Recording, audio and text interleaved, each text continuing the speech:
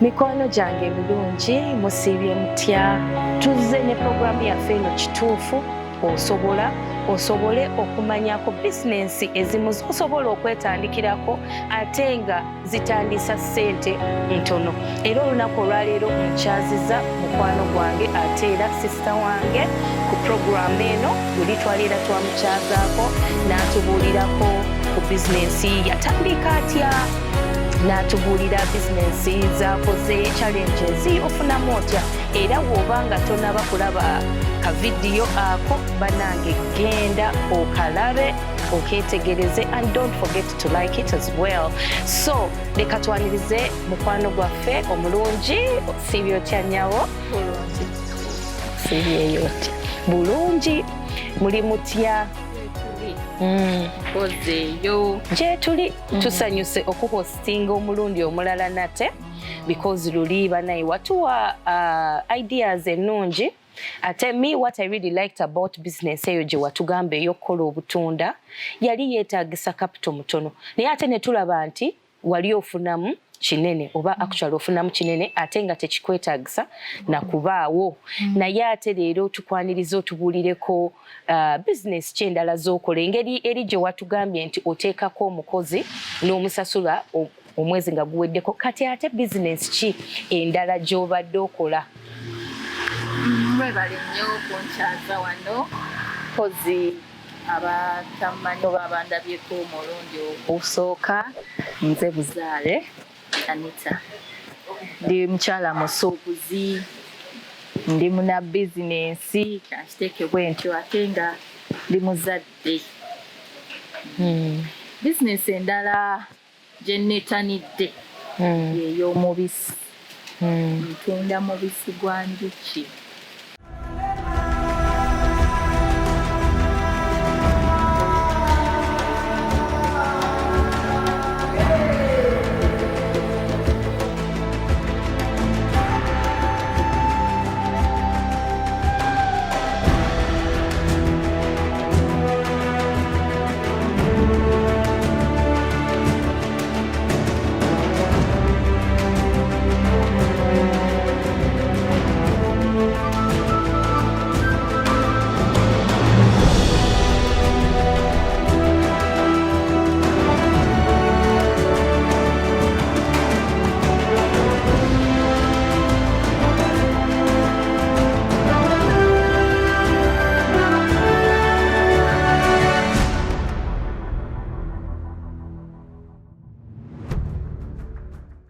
Eyo business wagirowoozaako otya?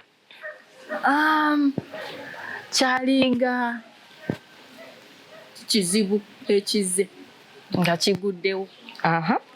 Bagamba kaakati nina bagambako emabega eyo nti nina ennimiro oba faamu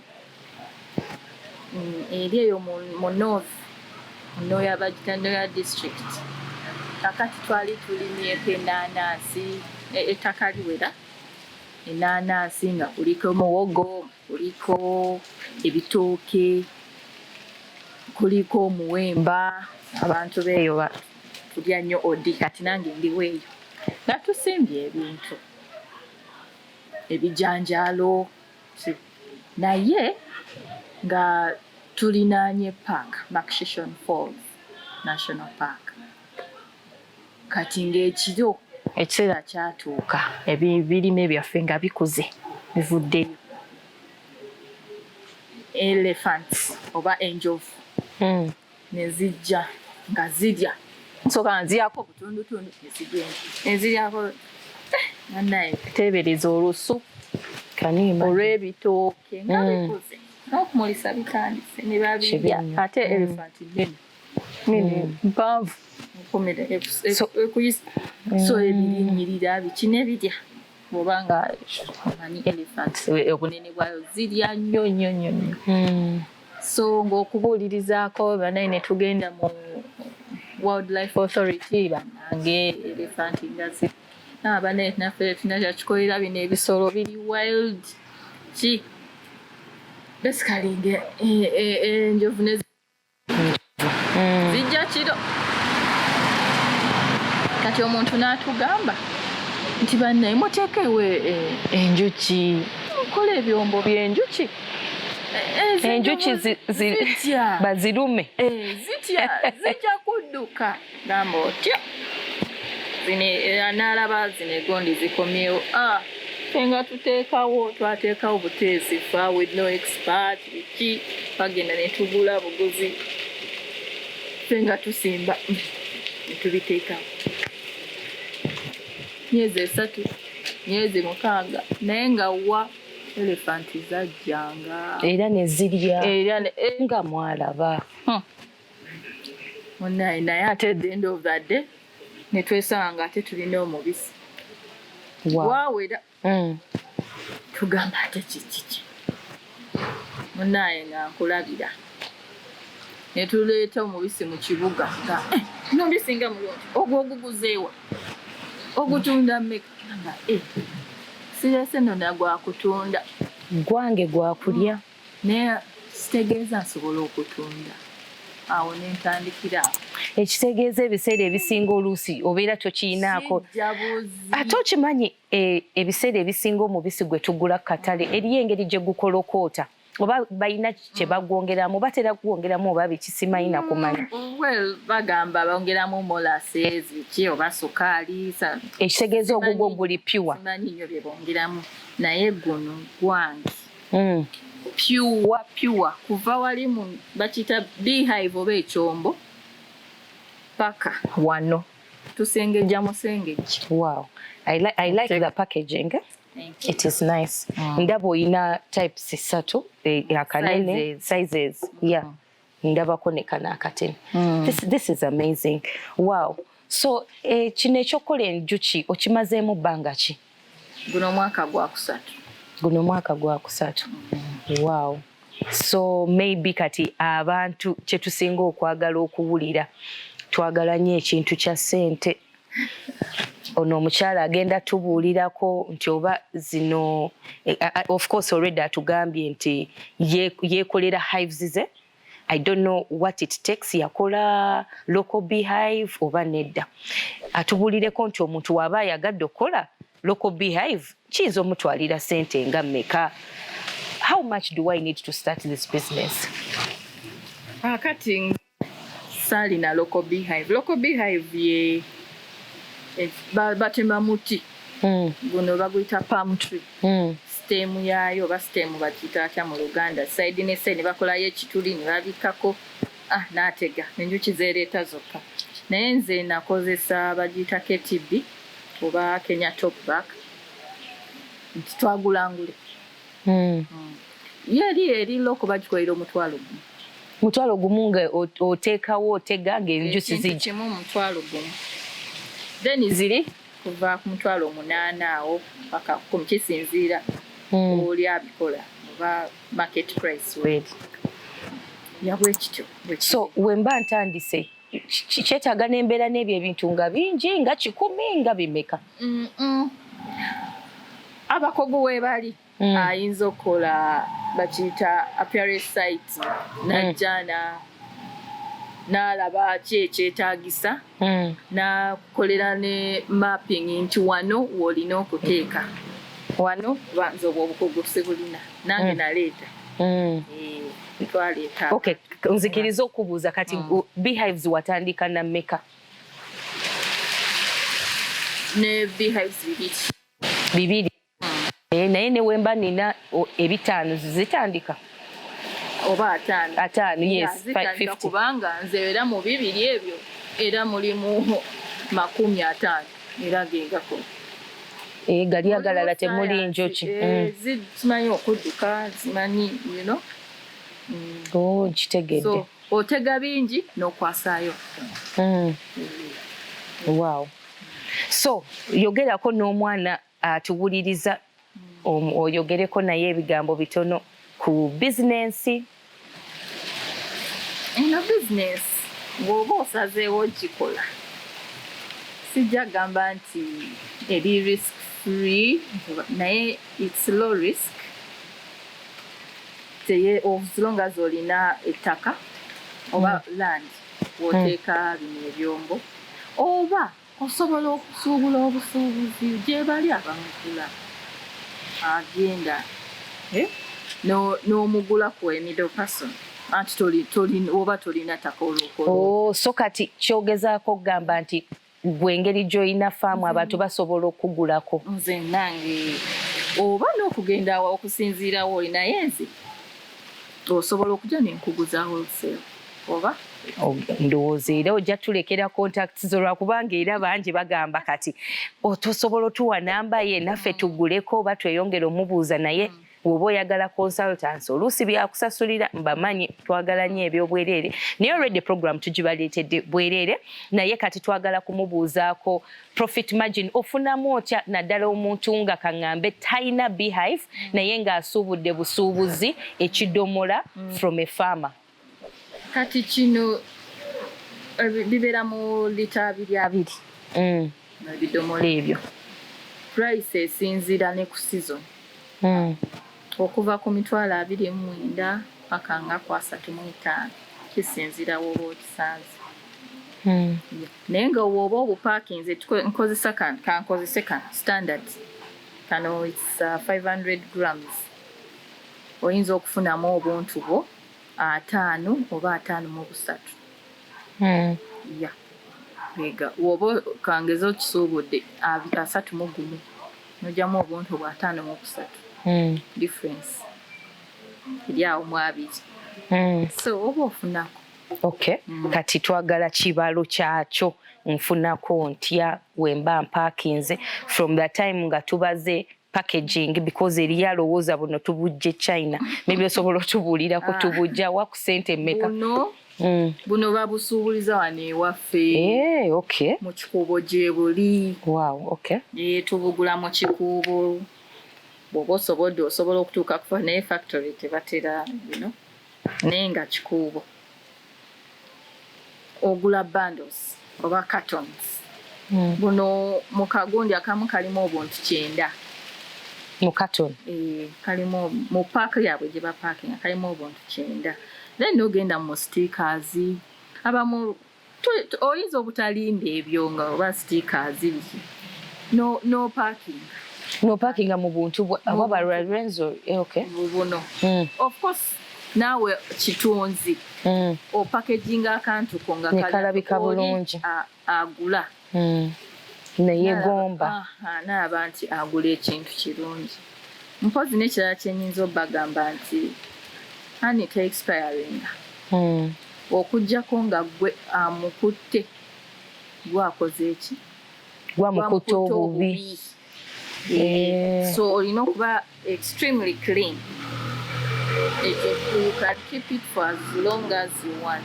So kana akantu otugambye ka Sente mmeka wemba nsuubula katono lwakwala twagala kumanya tufunamu tutya kano okukagula wholesale price okagulya ku 5 ku nusu 5 nusu 5 mu 8 okay.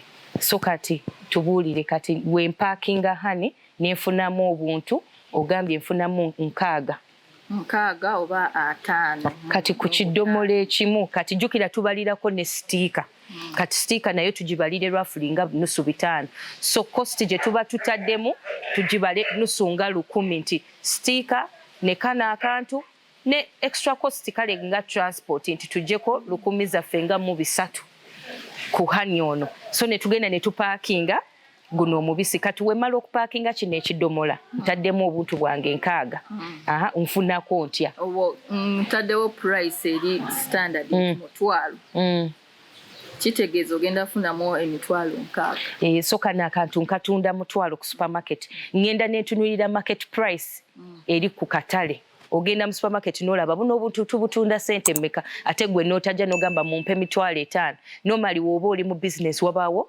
market price so atugambye nti mu katale kabanga ka mutwalo wholesale in retail gomo 2 bagomosa okusinziira ekifo wooba oli okay so kati n'okibala otya zembalira ku mutwalo okay zembalira yeyo minimum eyange nyinza okusalawo nange okutunda retail wembanja gati ne tutwala emitwalo okuba event. Sekitegeeza gwaguza supermarket. Kati ne supermarket nayo netunda. Tukitegedde. Nayongeramu ezize. So nange nkusuubulako wholesale n'entunda. Naye kati njagala kumanya nze akusuubuddeko kale nga wogambye ekidomola nakiguze emitwalo 23 nfunako mmeka? Mbala ekyo nkibala ntya? Anti jjukira nkugambye nti oba opaakinze obuntu mitwalo mu buntu 6. So obuntu 6 times mutwalo ze mitwalo 6. Mitwalo 6. Jakasa tugomugumu. Ezo 29. Ojjako ka transport butini buno mitwalo nga 6. Sigazaawo emitwalo gye 2. So mitwalo 23. Kati omukwano gwaffe atuwuliza side eyo owulidde nti ekidomola ekimu ekya lita 2 tusobola okukijjako mitwalo gyaffe nga 22, depending on the season. Ngera watugambye nti season ebayo weba embi nga weather yankuba tujjamu hani mutono. Ku nkuba aba munjiko. Agambye ku nkuba aba munjiko naye ate totubulidde ku lwaki. Anti enjuki zigenda nezisakinga nectar. Ate zinywanya amazzi. Zaagala amazzi. So buli we zinywa nectar nga zikola omubisi. Bane tujjukira science wa P3. So somehow era science happening twesanga tulina ki omubisi mungi. Naye ku season eyakasana. Aba obwato naye ate ekyenjawulo nti ate aba mukwafu amulungi nnyo amukwafu ate gwe basinga n'okwagala. Kati ow'enkuba abanga alimuko bit loose. Eyo difference. Kati tusevinga tutya twagala tubeere nga naffe tufunamu abaana abasinga twagala nnyo okulya bana eriyo ebintu ebimu by'olina okwerekereza. Abamu tukimanyi watambula naye nga lwakubanga oyagala kulumya mujjawo tobimanyi. Simanyi eriyo eyaŋŋamba nze natambula kwa tukooyo okulya obubi banange ezo si nsonga ku lwaki tugenda kukola. Naye ate bwe tukola ne tusevinga sente tugenda zimalira mu ngoye tugenda zimalira mu makeup kyetaaga n'otandika ng'osevinga ku katono omukyala katubulire advice twandikoze tutya sente ki ze tusobola okuggyako okuzzaayo oba ze tusobola okulyako. Era nga embeera we zitafaanagana buli muntu ensi emuyisa bubwe. Buli muntu ebyetaavu bya njawulo. Kati sijja kuteekawo standard nti gwe ofunye emitwalo 27. Kati mba njagala naawe muli weekubemu nti nkozesa sente bwe ziti olunaku. Nkozesa transport oti ndya bunyo school fees bwe ziti ennyumba ngisasula bwe nti nze ngamba wandiyawuddemu wakati n'osevingako woba ofunye emitwalo nti 2 oba 15 savingako 7.5 ziri endala z'oba okozesa ebintu ebyo ebyetaago. Ekitegeeza naye bannange kaŋŋambe emitwalo 7 gyange banaye nzigyeyo calculator nze ebintu ebimu nina calculatinga so wemba nina 7 gyange kitundu ezo nzigyayo after how long by the way ekidomola kya hani sinziira ku gwe we olina bwetaavu ki marketing yo etya omuntu ayinza okutwala lunaku lulamba ekidomola kimu omulala akituulako wiiki namba omulala so kiri ku ate yajja n'agamba mpaayo ebidomola 2 so nga tagenda gula buno butonotono tekiriiko time gwengo gwayagala sente olina bwetaavu ki banaye kansubire mu kitegedde so gwayina okusalawo nti bannange njagala kola mubisi naye entambudde mu bifo bimeka nga nnoonya akatale olina ogenda ku budduuka ku masupermarket mahotel bonna abakozesa hani n'okola ki n'otandika okubagamba nti ngenda kusupplyinga omubisi guno naye ate n'ekirala woba okola guno omubisi oyina okumanya nti okukola sticker zino oyina ogenda mu UNBS ne basatifyinga sente mmeka okusatifyinga omubisi gw'ogutandika okugenda mu supermarket? Waliwo balina standard prices zaabwe. Kisinziira ndowooza ku kintu ky'olikola oba kyokola oba naye ze nasasula 25. Okay, so woba oyagala because osobola okukola naye nga tekuli sticker naye awo kitegeeza nti either oli kutunza bantu bawabweru nga tebagenda teeka I believe obeera ng'olina ne farm kati nga gw'obasuubuza busuubuza naye ate woba ng'oyagala kukola ki kuteekako ne mu masupermarket kitegeeza olina okukola ki okugenda ku UNBS abo be basatifyinga emmere yo oba nnungi ya ku mutindo so kitegeeza olina okusevingayo ne kasente ako ku ziri sente ze yatugambye nti okukola beehive osobola okukozesa sente weziti ekidomola kya $31 oyongerako ne certification n'obalirako n'obudomola buno obukebe bwe twogeddeko osobola okufuna different types nazo sente n'ozibalirako tubala no capital n'obala ne stickers so balabalamu kaawulabe twetaaga sente mmeka. Banange simanyi na kumanya naye business zonna zongamba mpulira nzeegombye ngamba banayo bazemba nkola ate kye twerabira okimanyi guno omubisi ddagala osobola okuyiya n'ogamba zino omubisi kangukolemu candies oba ogukolemu masks omanyi wooteeka omubisi ku face enyirira so ogenda gwe n'okiyiya n'ogamba nze bwentabula omubisi neteeka mu turmeric neteeka mu garlic mbipaakinga nembagamba facial mask bino ebintu bikolera ddala gwe kiyiiye ng'omuntu olabe engeri gy'osobola okigaziya ng'omuntu ogenda kukolamu buswiti otunde abaana balye bawone ekifuba okitegeera so mbadde nsaba kubuuzaako risks ki oluusi ze tufuna mu bizinensi ng'eno ey'omubisi? Eziri mu bizinensi eno nandiga nti engeri twesigama nnyo ku njuki. Enjuki ziri out in the wild. Ate zeesigama nnyo ku bimuli. So abalimi abalala bakozesa okusprayinga bakwita batya okufuuyira bafuuyira ebirime byabwe nga beetangira biwuka endwadde biki ebyo byonna so lwakuba nti enjuki zino ate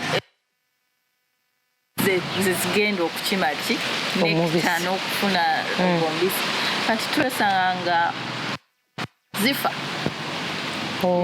osanga abakwetoolodde nga basprayinga oba kankiyite excessive use of pesticides kwegamba n'enjuki ne tulaba nga nazo bambi zibeera affected zifiiramu ekitegeeza wemba nnima kasooli ne mufuuyira enjuki ne gyefa webanga ekintu ekyo so nze mba simanyi oba gavumenti yeyinza okiyingiramu oku encouraginga farmers baffe okukozesa organic methods of controlling pests.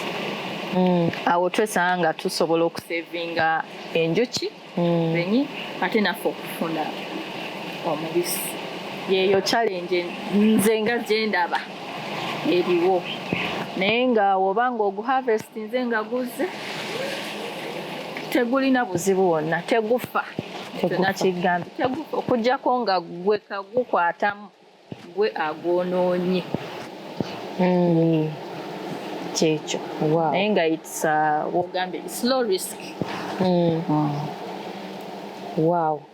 Okuggyako n'akatale oluusi oyinza onoonya akatale naye ng'olina katini akatale ko gye kali sometimes fe gwe kagutunda gwalina okuinitiatinga ki akatale akatale ako naye era general omubisi ekintu tukikozesa buli saawa ddagala demand weeri ate abasinga baginywanga kati sukaali bamuvaako kati banywa omubisi nga bwoga eddagala n'abakola eddala bateekamu demand weerinze ndowooza ne bw'otugatta ffenna abakozi omubisi abo baba abaguli tetubimalayo ensi oyinza okuba oliawo nga togisatisfy. You're right. Wow. So banaye tubale tukusaba nti oyogereko ne bakwano baffe abatuwuliriza olunaku olwaleero obeeko nekyobagamba. Bakwano baffe abali eyo kyenyinza obagamba nti mu nsi wano wetuli buli kimu nze ndaba kisoboka.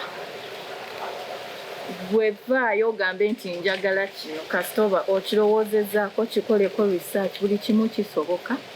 Teweetya oba n'oba oyagala okukola ekintu weebuuze ku abo abakirimu okugeza oba oyagala kola nga kati Gwe Njuki weebuuze ku muntu ali mu njuki aye togenda kwalima kasooli nti ate wamma enjuki tabitegeera.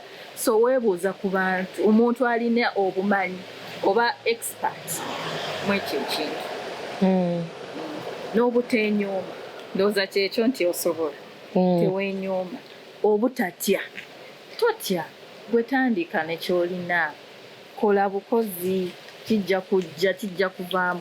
Ani yali amanyi nti ensi erigula masiki ate tetwakimanyi nakimanyi buli muntu ajja kwambala naye zaali teziriyo gyali gyeziri ng'abazikozesa bazikozesa ab'oku site bazikozesa mu ddwaliro bazikozesa ne sanitizer zaaliyo naye ani yali amanyi nti buli kyensi yonna nebanga egula sanitizer. Ate nga bw'okyogeddeko onzijukiziza lockdown nti bodaboda bokka be baali ku demand. Oba oli mugagga oba oli mwavu teri kufuluma yita boda kati mwabaali tebamanyi boda ne mulyoka mutawaana so baakola ssente empitirivu. So buli product wonna wooli buli product yonna ekola buli idea yonna ekola lemerako kola research bulungi ojja kufunako. Wow. Banange kati eriyo agamba lwaki totuwaayo oba kanambako oba emailo ne hani tobabuulidde hano otunda type ki oba banaakuwagirako osinziddewa balyoke bategeere nabo. Hani type eri emu hani gwe ntunda nti it's organic pure from the hive bamuyita peda hive honey peda pure honey. Akanamba Airtel 0700 694072 oba oli ku MTN 0772 694072. Yes, ndowooza muwulidde. If you want to consult, you want to start your honey, you want to put up beehives, you can call her n'omubuuzaako ebibuuzo ebirala at a very small fee I believe. Naye nga tukwebazizza okubeera ku programu yaffe eno tusuubira ofunyeemu era tukusabira Katonda akuteremu obwangu mu byokola osobole okufunamu mu ssente ezo z'okoze era mu z'osevinze. Tunuulira programu zaffe zino endala zonna ze tubadde tuteekayo nnyingi osobola okulondako idea ate era tukyabaleetera ideas nnyingi. Woba oyagala okufuna tukuwe update, just go and subscribe, ring a bell and like this video. Tujja kubanga tusobola okukubira akadde tukubuulire nti eriyo ka video akalala akaze tumanya eriyo gye wandiyagadde gye wansiimye ne bw'oba togisiimye mukwano gwo oba muganda wo yayinza ojjagala. So don't forget to share with them balabe nabo basobole okugaggawala banaye teweeyagalizanga wekka. Ssebo musiibe bulungi bakwano bange. Bye.